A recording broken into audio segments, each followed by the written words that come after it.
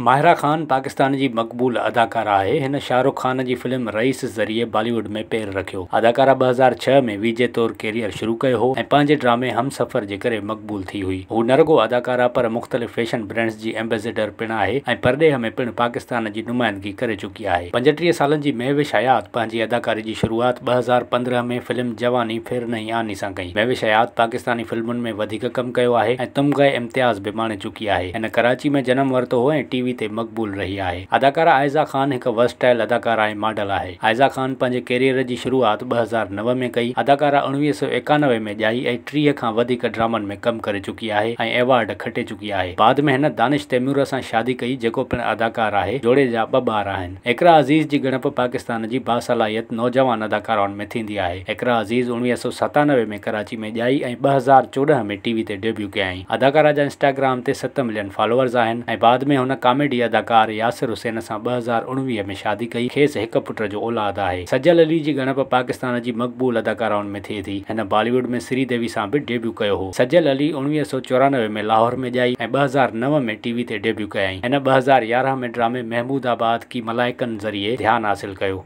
सारा ख़ान 2012 में ड्रामे बड़ी आपा में मददगार किरदार अदा करे मक़बूल थी वई। सारा ख़ान खे हाणे सारा फलक जे नाले सां सुञातो वञे थो छो त हुन फलक शबीर सां शादी कई आहे। सारा ख़ान ऐं फलक शबीर जी हिकु धीउ आहे जंहिंजो नालो हिननि अलियाना रखियो आहे। सबा कमर ज़मान हिकु ॿी मक़बूल ऐं सभ खां वधीक मुआवज़ो वठंदड़ पाकिस्तानी अदाकारा आहे। सबा कमर शुरूआती तौर ते टीवी ऐं पोइ फिल्मुनि में बि कमु कयो। हूअ सिंध जे शहर हैदराबाद में 1984 में ॼाई ऐं 2004 में सरकारी टीवी जे ड्रामे मैं औरत हूं सां डेब्यू कयई। नीलम मुनीर खे सुपरहिट ड्रामे मां का दिया में संदसि अदाकारी ते मदाहन तरफ़ां भरपूर मोट मिली। नीलम मुनीर 1992 में मर्दान में ॼाई ऐं कराचीअ में माउ हिन जी परवरिश कई छो त संदन पीउ लाॾाणो करे चुको हो। हिन पंहिंजो कैरियर मॉडलिंग खां शुरू कयो ऐं 2008 में टीवी ते डेब्यू कयई। यमुना ज़ैदी रोमानवी सीरियल्स में पंहिंजे किरदारनि लाइ सुञाती वेंदी आहे। हिन टीवी ते पंहिंजी अदाकारी में पाण मञायो आहे। अदाकारा लाहौर में 1989 में जनम वरितो ऐं 2012 में ड्रामे सां डेब्यू कयई। माया अली जो असुलु नालो मरियम तनवीर आहे जंहिं ड्रामे दुरेशेवार ज़रिए मक़बूलियत माणी ऐं पोइ ॿियनि ड्रामनि में कमु कंदी रही आहे। माया अली 1989 में लाहौर में ॼाई ऐं पंहिंजो कैरियर विजय तौर शुरू कयई ऐं न्यूज़ चैनल्स ते बि नज़र आई। बाद में हिन ड्रामनि में डेब्यू कयो। न रुगो इहे 10 पर ॿियूं खोड़ पाकिस्तानी अदाकाराऊं आहिनि जेके मक़बूल आहिनि